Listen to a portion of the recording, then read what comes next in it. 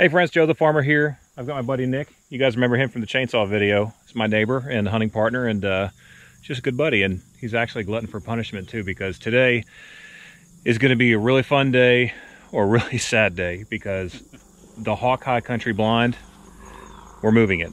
I've said in other videos before how we wanted to move it, and I just didn't have the equipment to do it. But the new tractor actually will lift high enough. I have the pallet forks on the Kioti RX7320. Plenty of power.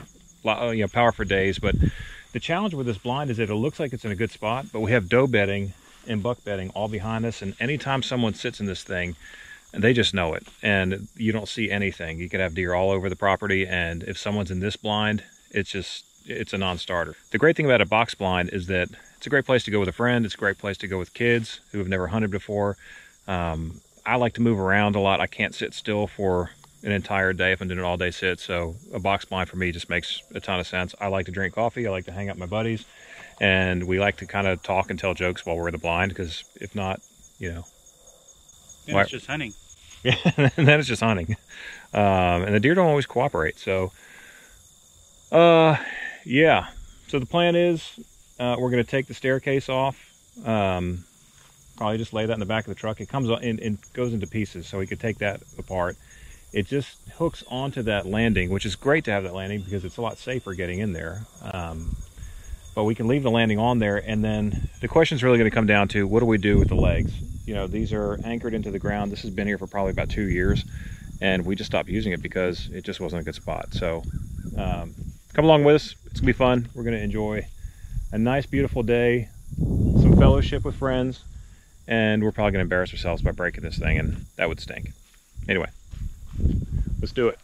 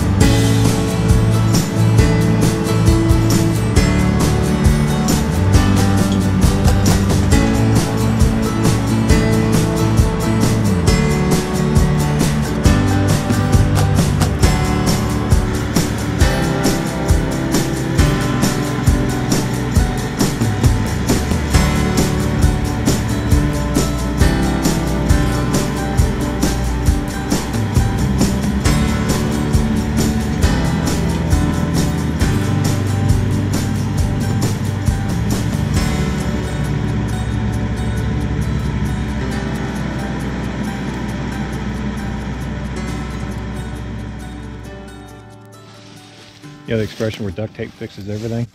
It does.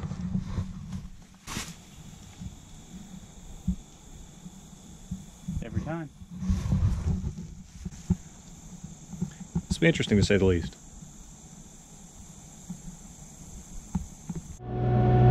Y'all, I'm not gonna lie, this is stressful. That's a really nice blind, and I really don't want to watch it flip over onto the ground because there's a lot of glass and it's metal and it'll bend. It's not unlike the bank spline, which is kind of rotomolded plastic, that thing will just kind of bounce around, and that's not going to be the case on this one if it falls over. The thing is, with this tractor, this is not a play school tractor. This is the real deal.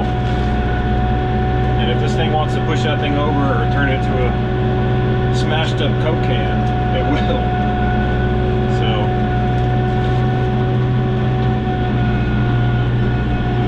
now we're about to be at the moment of truth here.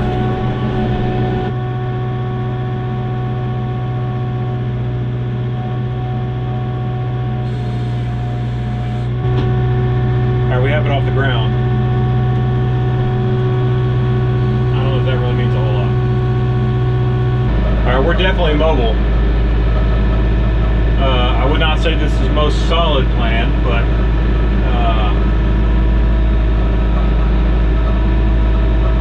it's moving, so we have that going for us.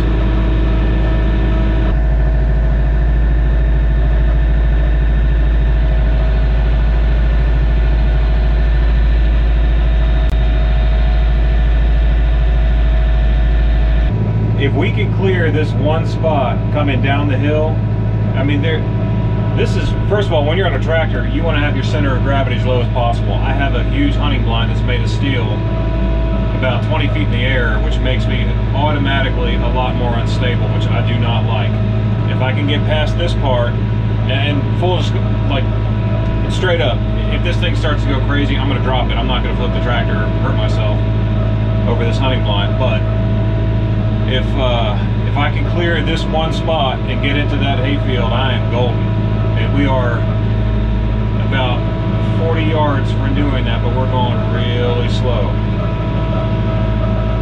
Tractors don't have odometers on them, they have RPM gauges. So the RPMs usually jack up in order to give you more power, and you know, gives you more hydraulics and things like that. But this is definitely a slow motion thing.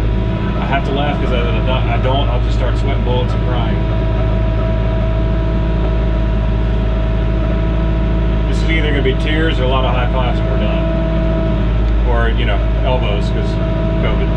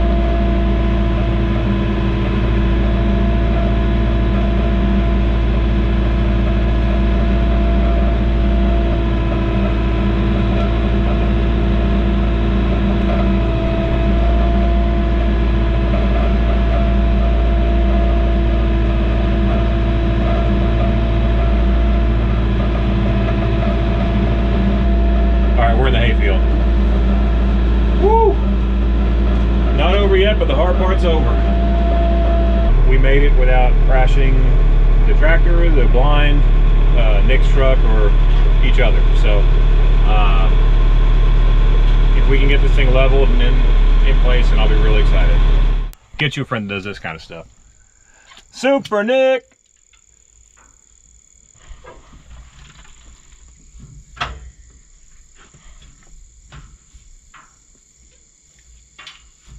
He really may be part ninja. A little bit. A rain tank. Part ninja.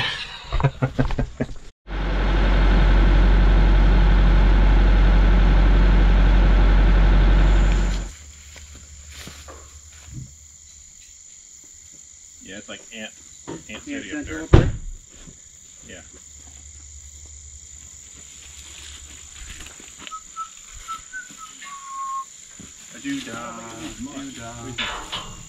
Let me just, oh, this guy's gotta come up. Gotta come up. Up. That's not gonna work. It's a nice. So this side looks pretty close now. So that needs to be. All right, so we got it done. We looked inside the blind. I'll show you guys that another time, but it was nasty. The roof is leaking, so I need to go ahead and seal up the roof. The way these things are designed, there's 3 panels, and there's like a 2-sided tape that goes on the top that's supposed to be weatherproof, and it's been in the sun for 2 years, so just baking on top of that hill. So we'll get that sealed up, but I'm gonna leave the windows open for tonight and just let it air out a little bit. So, just kind of air it out. It's been closed up with moisture in there for a while. There's no mold or anything like that. So there's also an ant infestation, so we're gonna get that fixed. I have ant spray, but yeah, I mean, we're really happy with where it is. So again, I mean, as you can kind of see the sun coming down, this is gonna be a really good spot. It's gonna be a pretty place to, just sit with friends and enjoy, a nice hunt. And deer walk here all the time. We have does that cross through this little low area. And I'm really hoping that this fall, I've never done this before. If anyone's done this, leave me a comment down below, because I'd love to know what your experience is. I've never used a decoy before, and I've never rattled or like used a grunt call before. It's always been just kind of, in high traffic areas, and you just kind of watch where the deer go, and that's where you hunt. But if you guys use decoys or girls use decoys, let me know. I'd love to know kind of what your experience is with that. Any kind of advice or tips would be appreciated. But from what I understand is that if you put a decoy, almost up on one of these hills to where it's visible from, anywhere a deer can really see, it's helpful. And, deer come out there, they're curious animals by nature, and you can kind of grunt them in, and during the rut, maybe you can find some success. But anyway, I'm gonna go ahead and close this video this time. We will come back. I'll show you more of this hawk blind when we get some the inside put together. I'll show you what it looks like. But today was really just, can we move it? Can we move it without smashing it? There was a couple times I was a little bit nervous, but we got it done. So appreciate y'all for watching. I'm Joe the Farmer. We out.